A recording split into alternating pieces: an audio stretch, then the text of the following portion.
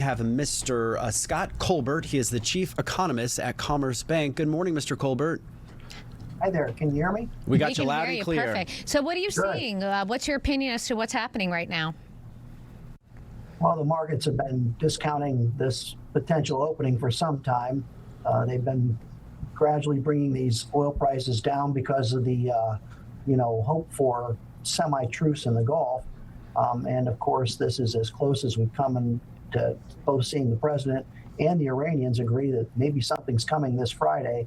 So we've seen a heck of a rally. Like you said, oil prices down about 4%. They probably peaked about $125 a barrel here in this country, and they're down to about $80 a barrel today. So this ought to help on inflation. It's brought interest rates down.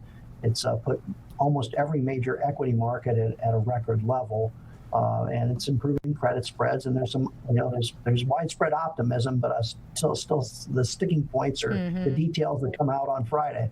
Yeah. Let's talk about what happens on Friday. Obviously, the president has touted that there's a deal in the works, but it has to be signed. And that's when the Strait of Hormuz is officially going to be reopened, which is on Friday, because the Iranians said that they're not going to do anything until that deal has been signed. Do you think the market is going to continue to go up from here, or are we going to see just kind of it flatline until we get to Friday when there's some sort of actual pen on paper? Well, it appears that there really is going to be some pen on paper, but my guess is that we overestimate how good it's going to be, and then you'll see some fade here eventually. It's questionable why, like, the NASDAQ today reaches a record level, right? And the price of oil doesn't have a heck of a lot to do with tech stocks in general. You can understand why the Dow is moving, maybe the broad-based S&P, but, this has also been a technologically led, surge as well. So you're picking up other things other than just the price of oil. But in general, the market tends to buy on the rumor and sell on the fact, and the facts are what we're going to see on Friday. Sure. I was just going to ask you about that. Talk a little bit about why the stock market relies so much, or I guess reacts so much to the news of the day. Well, yeah, wow. The stock market is a very psychological animal, isn't it? And we always like to say the economy kind of moves along like a tortoise over time, and it eventually pulls up earnings, pulls up companies' momentum, pulls up, the stock market in general. But the stock market's kind of like a rabbit just bouncing around from side to side, getting pushed around, psychologically day to day to day. It's a discounting mechanism of the future, with everyone sort of trying to outguess each other. And of course, the algorithms now and the super fast computers that we have that speed up all the transactions. So you see things in, faster than ever real time. And it can be just a subtle sentence or any type of remark or even a rumor that quickly moves the market. We always like to tell our investors here, and we manage about $80 billion for other people, don't try and outguess this. Keep invested. It tends to work out over time, but you have to suffer through the volatility. The biggest surprise probably is this, that we have had this war going on. Even if there might be a ceasefire, coming up, there's no doubt that energy prices are still materially higher, and yet here we are still at record stock levels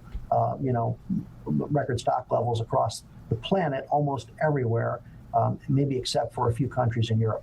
I was going to ask you too, obviously gas prices, have been a big focus because of this war in Iran. And you mentioned at the top that we're starting to see those crude oil prices dropping significantly. I guess the big question that a lot of consumers have is, when do you think that's going to dwindle down to you and me when we're filling up our cars at the pump? Mm-hmm.